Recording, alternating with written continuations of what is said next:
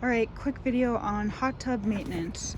So in general, you want the level of the hot tub to be like a couple inches over the filter. This thing kind of just floats around, so it's fine now, you know, just not too high so it's spilling out, but also not too low that it's not getting the water in the filter. And then over here we have all of our chemicals in this Tupperware. Basically what you want to do is use one of these test strips, like, I don't know, once a week, and the instructions are on here, but somewhere, but yeah, you basically dip it in the water for 2 seconds and then compare each of these levels. So we use bromine, not chlorine, so you can ignore the second one, but they're kind of similar.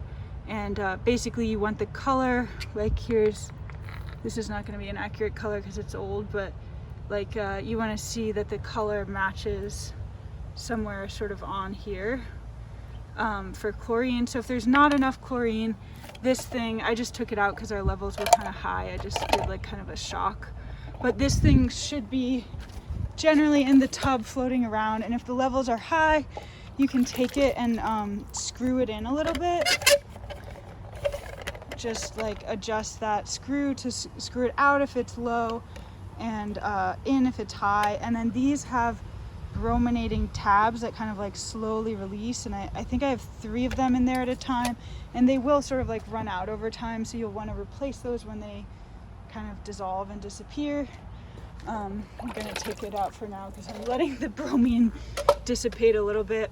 And then if it's really low or something, we also just have this is the bromine concentrate, and then one of these is these are the tabs.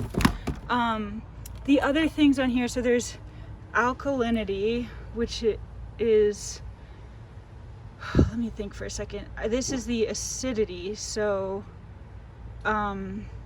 if it is too acidic, you can add some baking soda here.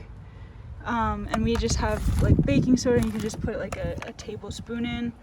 And then for the pH, we have these 2 things here, which are like pH increaser and pH decreaser. And I think you just put a tablespoon or sprinkle a little bit of one or the other. This thing also has like some kind of like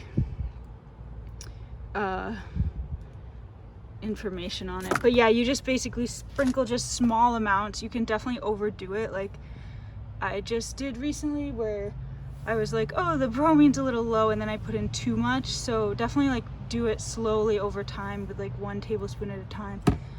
That's pretty much it. This thing is useful if it starts to get cloudy at all. I don't know, the guy at the hot tub store said to even put it in just like once a day or something, or like after you use it for a while, because it sort of like oxidizes the bromine, but it will make the bromine levels go up.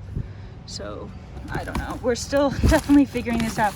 And then this is maybe the weirdest thing of all, which is that if there's some little like dirt granules at the bottom, you can use that sort of like silly putty stuff. And like, actually, yeah, you can see there's a piece of a tablet and like a tiny bit of dirt, and you can go down there and sort of like collect it with a silly putty, which is a little hacky, but it works. And yeah, hopefully it just stays nice and clear. The other thing that's kind of obvious is just keep the lid closed. It's a kind of like, it's a plug into a regular outlet hot tub, so it won't like be able to keep the heat up if you leave the top off all day. That's it. Thanks so much.